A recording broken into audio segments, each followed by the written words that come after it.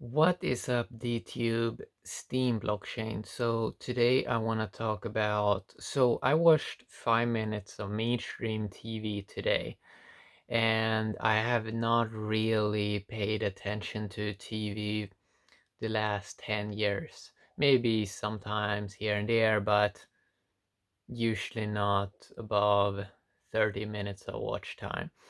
So I watched 5 minutes of mainstream TV today, and it's interesting. So you have some observations. You have this big box, kind of like our smartphones, but it's a bigger box, a TV.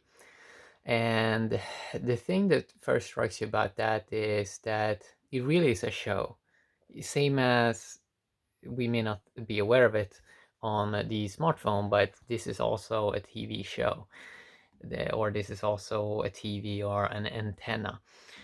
But you become more aware of it when it's a bigger box. Okay, so I browsed a few channels, and I sort of realized that it's not really that great entertainment, and that people will actually be able to create way better entertainment themselves, especially when the capabilities increase, especially when cameras improve, especially when technology and software gets better. You will be able to create way better entertainment. So a few observations is there was a lot of violence on many channels, too much violence, and sometimes they try to do a bit too much attractive scenes, and it almost feels as they constantly want to attack your subconsciousness. And there is so much cutscenes. That is probably one of the things that annoys me the most with regular mainstream TV. Too many cutscenes. I mean, if you just look at in the real world, when humans are talking to each other, we don't have cutscenes. We don't always switch to something new, and this is something that has sort of this is also a big problem with YouTube and stuff like that, that it also has creeped in there, that people feel that you need to modify the behavior so much that you have to sort of almost manipulate the users to make them hang around. Well, I don't actually think you have to do it at that in that way as it basically has been done. But if you just try to measure everything in numbers, then you're probably going to eventually come up with the wrong conclusions. So that's something that you can dive deeper into. But yeah, so 5 minutes of mainstream TV. So you have these sort of channels there that you browse, and it's kind of like when you're browsing the internet, but instead of channels on the internet, you follow different accounts. And it's really it's really interesting how when I was looking at this on many, there were some movies, there were some sort of documentaries. There's a lot there's a lot of focus on just problems, it seems. Either it's some doctor program, or there has been a crime, or usually it's about some kind of problem, or some kind of drama, or the people are just super confused, and it feels quite overdone. And also something, of course, that you realize is a lot of shows, they sort of have the same person. They've had the same sort of, it's usually a rotation of sort of the same people, and there's not that many new actors and sort of people that you see on TV. It's usually sort of the same rotation as it was if you looked 10 years ago. So that's kind of interesting with when people can create their own entertainment. You can have a way bigger rotation of people. You can, because the entry level, everyone can sort of create entertainment, everyone can sort of create media, and eventually that can become way more professional, and you can really more get to the core of what it is that people actually want, which I think is realness, authentic stuff, something that has been glossed over a lot by mainstream TV. So it was um it was quite interesting to look at that. So the first thing that sort of did hit me that I find very interesting and exciting, of course, is that I mean, really anyone can sort of create entertainment almost better than mainstream TV now. It doesn't really take that much because they're just doing the same sort of formula. They are never, there's usually not that much new sort of information coming in. There's not that much edginess. There's not that much freshness. I guess freshness is the word. There's not that much freshness. And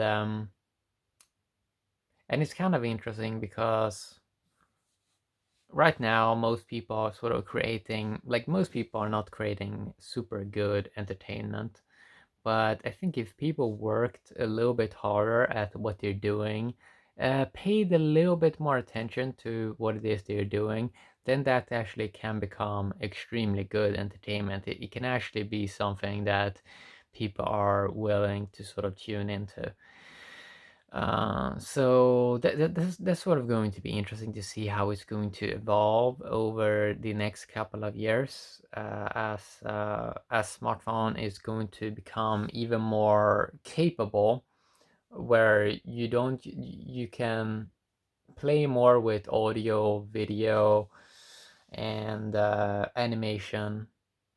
That is going to allow for so much more creativity, and it gets really interesting when we can actually see where proof of brain comes from. So we don't really know what kind of entertainment people are going to create in the future, but something that we do know is it's probably not going to be the same as people sort of consuming a lot right now. When they have more options, we are probably gonna see a major difference in that, and we may see more of a focus on very niche based entertainment. You can say that we already have it right now, but I think we're gonna see it in. You can see niche-based entertainment even in smaller niches when value doesn't have to come from the masses, but that when it can come from one source. So let's say a person has a lot of wealth and they want to promote some form of entertainment, they will be able to do so, and they will be able to encourage that and create more of that sort of material. So that gets really interesting because right now there is really not that much freedom um, in that sort of dimension. If people want to create their own sort of customized entertainment because the infrastructure wasn't really laid down, because you need a lot of people. If you want, like, let's say niche-based entertainment, you need someone that is really engaged in that and is almost focused on it all the time, because they need to gather sort of new knowledge and sort of see how they can improve their crafts and so on. And that's going to take a lot of effort, a lot of time, but it's kind of cool when we can sort of dematerialize a lot of aspects. Then you do get more free time to sort of look at things, and it does become more engaging with proof of brain. So I'm not going back to mainstream TV, look at it, and because I don't really see how they can make stuff interesting anymore. uh and they cannot, the mainstream TV, they want to transition, for example, into phones, but people don't really want to consume that content. Like, they want new, fresh stuff. They want fresh stuff that was, let's say, created today, or something that is more relevant of today.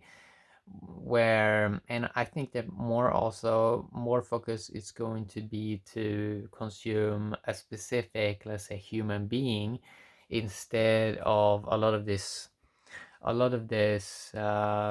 surface layer stuff, where, let's say, just a like a robotic person is saying a few lines.